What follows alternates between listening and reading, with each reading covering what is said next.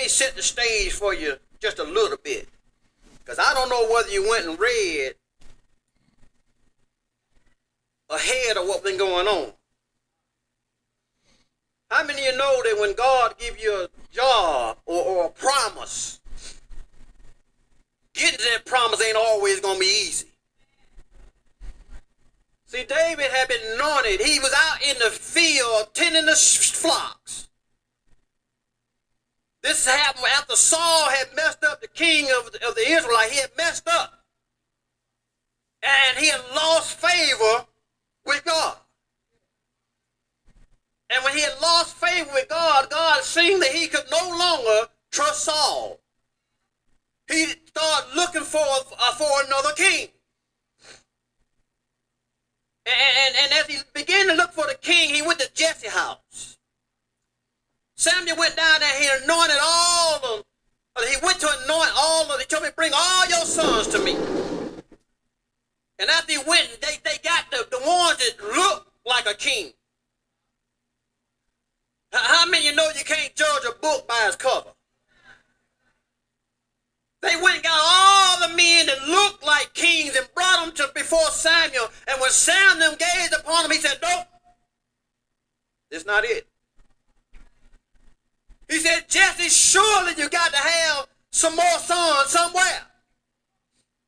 He said, well, I got this little wee son that's out there in the pasture tending the sheep. Jesse said, go get him. Bring him here and let me look upon him. And when they brought David to Samuel, Samuel looked at him and said, this is he. And I know you, I mean, in my mind, you know, sometimes you have to use your imagination when you're reading the word. Because the word don't fill in all the gaps. And I can just imagine in my mind how all the brothers said, how can this little lad be the king? He don't know nothing. He can barely take care of the flock. But he was the promised king of Israel. Well, he hadn't yet came king. And in between that announcement and to the fulfillment of the announcement, there was trouble. The king tried to kill him. His own people tried to kill him. All that he done for Israel, half of them still didn't like him. They ran him out of the city. He ended up in a place called Ziklag. Now Ziklag was a city that was destroyed. So when he got there, he got to ruins.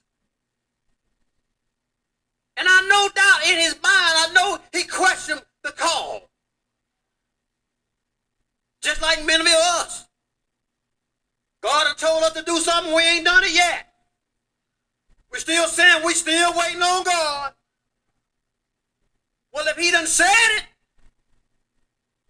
put it in the bank. Because you can bank on it.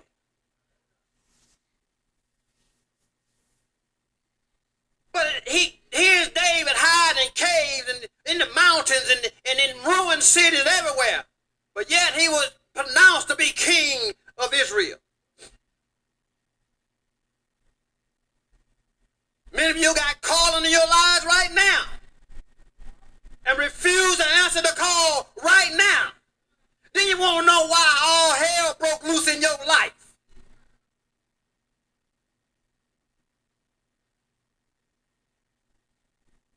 But I come by today to tell you that it ain't too late. Because if it was the God last year, if God called you, it'll be God this year.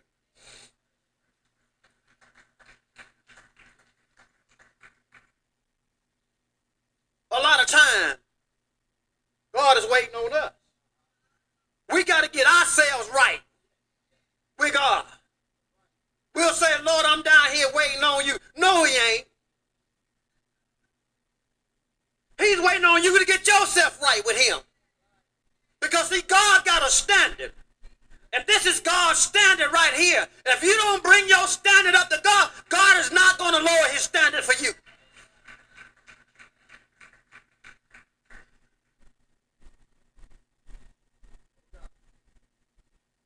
David had enemies everywhere.